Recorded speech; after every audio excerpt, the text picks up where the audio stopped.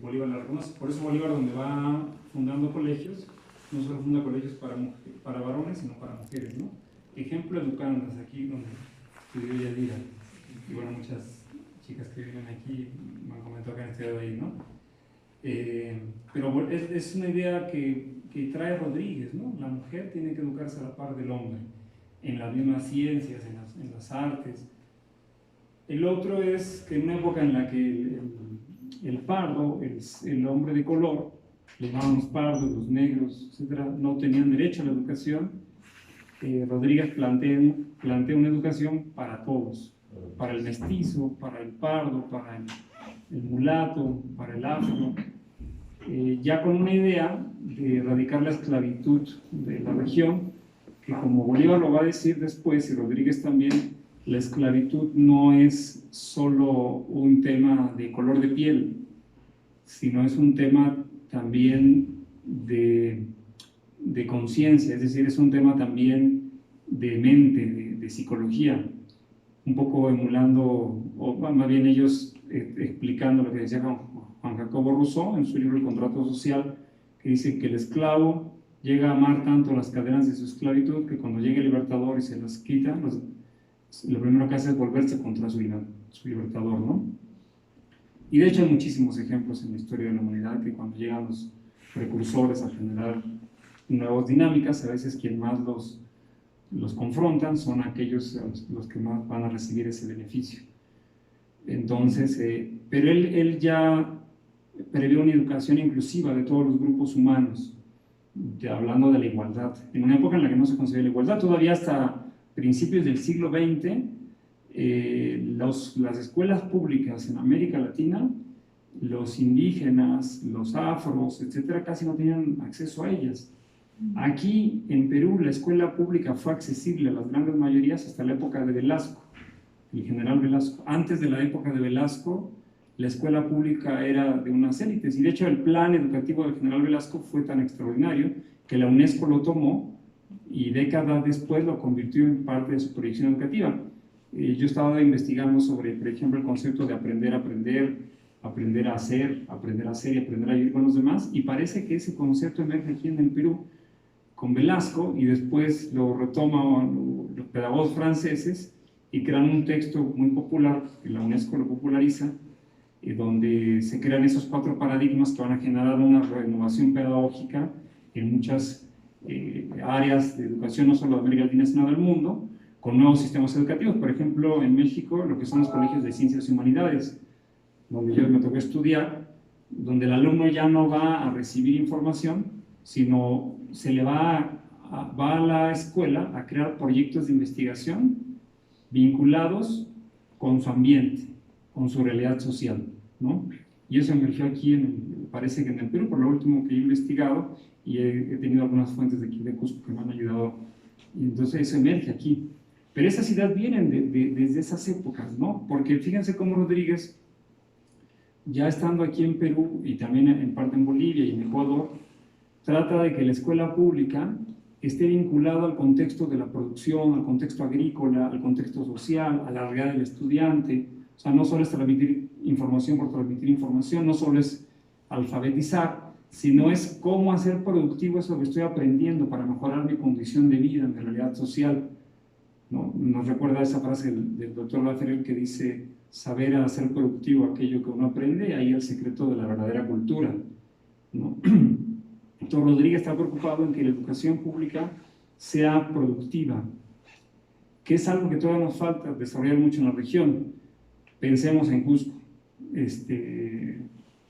¿Cuál es una de las riquezas del Cusco naturales? Producción de alimentos. Producción de alimentos. Yo pocas regiones de América Latina la he visto tan rica en producción de alimentos, ¿no? Tú que eres argentino, yo que soy mexicano, que no es de otras regiones, lo vemos, pero inmediatamente variedad de papas como nunca, variedad de maíces de primera calidad, variedad de frutas. Bueno, esto es el paraíso, ¿no? Los que no somos de aquí tenemos la sensación de que estamos en el paraíso terrenal por la diversidad de producción de alimentos. Bueno, ¿hay alguna política pública educativa que esté fomentando ahorita el rescate, por ejemplo, de las papas más endémicas de la región? Ha habido algunos intentos, ¿no? Hay alguna, pero no es que sea un proyecto de investigación, de educación, de política pública.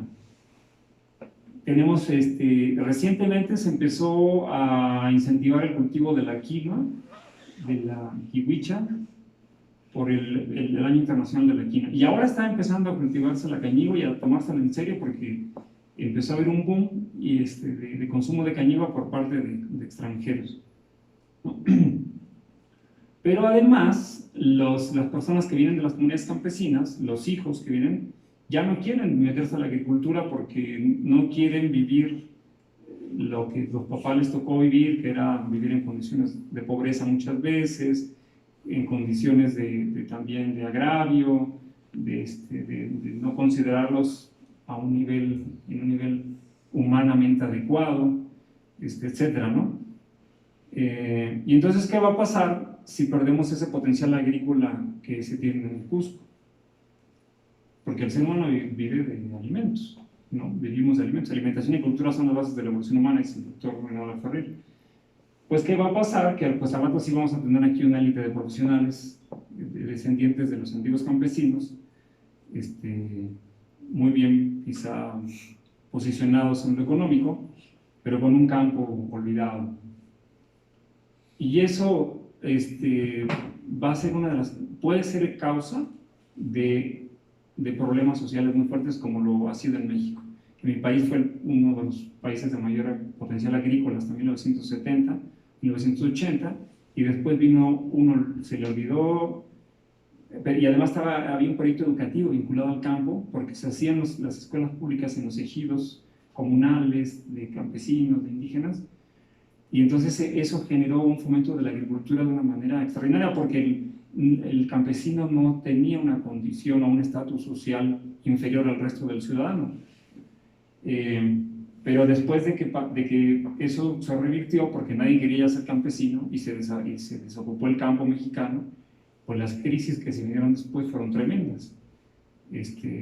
Además del empobrecimiento, del encarecimiento de los productos de la canasta básica, del empobrecimiento de la calidad de los productos alimenticios, porque México, que era el país productor número 1 de maíz en el mundo, pasó a ser el principal importador de maíz en el mundo, y ya era maíz transgénico de tercera calidad, etcétera, etcétera, etcétera. Entonces, fíjense que la educación tiene que estar vinculada al contexto geográfico, al contexto social, a la realidad vital que tenemos en nuestra región, a esa realidad vital, a nuestra identidad. La identidad es un tema muy complejo, porque todavía en América Latina estamos en construcción de una identidad mestiza, una identidad nueva. Pero Rodríguez vislumbraba eso, vislumbraba esa nueva realidad, ese nuevo enfoque.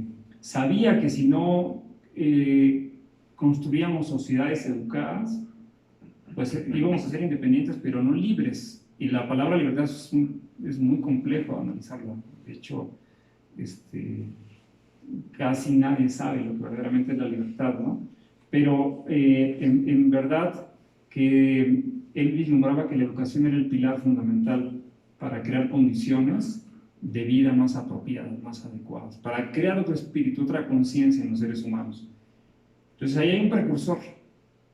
Es el primero, pusimos él porque de hecho es el primero. Los que vienen, la mayoría van a nacer en el siglo XVIII y su acción va a ser en el siglo XX, ¿no? De los que vamos a poner las siguientes semanas, pero él nació en el siglo XVIII y su acción es en el siglo XIX. Y bueno, es también un hombre inquebrantable en su ideal, ¿no? El doctor David Ferriz Olivares decía que habría que ser inquebrantables en el ideal que seguimos, en los ideales que sigamos, porque como dice el último de los expositores del documental, él pudo haber tenido cargos públicos o posiciones como el quisiese, porque era un hombre que tenía la capacidad y tenía la fama y el reconocimiento para ser lo que él hubiese querido ser. Pero él prefirió seguir su vida como lo había definido, en el ideal que tenía, con el Libertador, y claro, eso lo lleva en una época muy difícil, pues a vivir, a morir en el olvido, en la pobreza, en el abandono y en el desconocimiento. De hecho, hasta ahora estamos recuperando la imagen de Simón Rodríguez. Hasta ahora en pleno siglo XXI.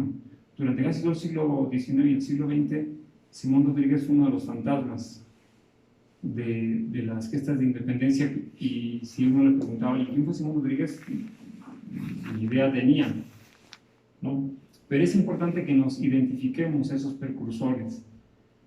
Ahí están nuestras raíces de lo que hoy deseamos ser, porque todavía no llegamos a ser. Y de ahí, y de esas raíces, pues podemos partir a raíces más profundas. ¿Ya te llevaste el libro de la educación? A raíces más profundas para crear sistemas pedagógicos aún más complejos.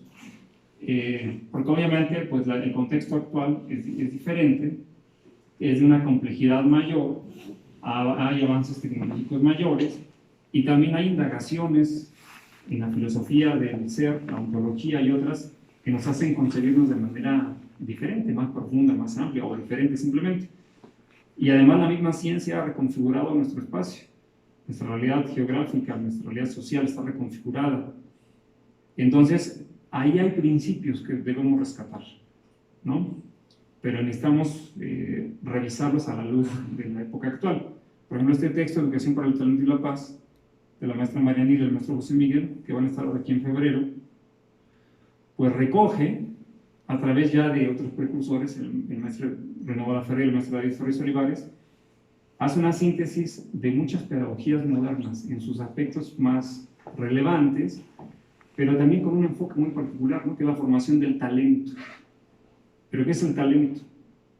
El talento no equivale a superdotación, sino al potencial que cada ser humano tiene, que este potencial puede ser único y repetible, diferente, que lo hace diferente a los demás, pero que al desarrollarse en función de los demás, puesto al servicio de las necesidades de los demás, se transforma, se transmuta, se sublima y se vuelve talento, ¿no?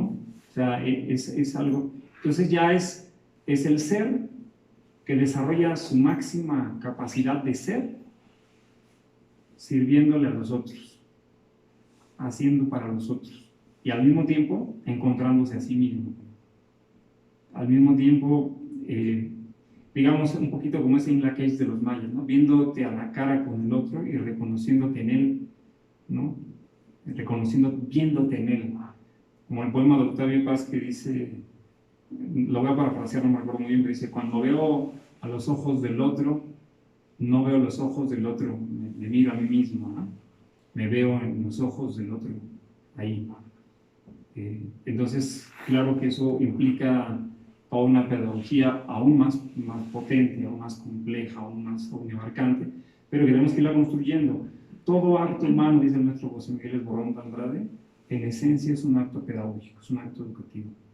Cuando uno está preparando de comer, cuando uno va manejando el auto, cuando uno va caminando por la calle, cuando uno está conversando con nosotros, ahí hay un acto pedagógico, hay un acto educativo. Mientras no tomamos conciencia de eso, la manera como nos vestimos, parece es que no se puede pensar que uno pueda andar por la vida o por el mundo haciendo lo que uno se le pegue la gana, porque eso equivale a no reconocer nuestro propio potencial, ni darnos cuenta del impacto que nosotros generamos en nosotros, ¿no?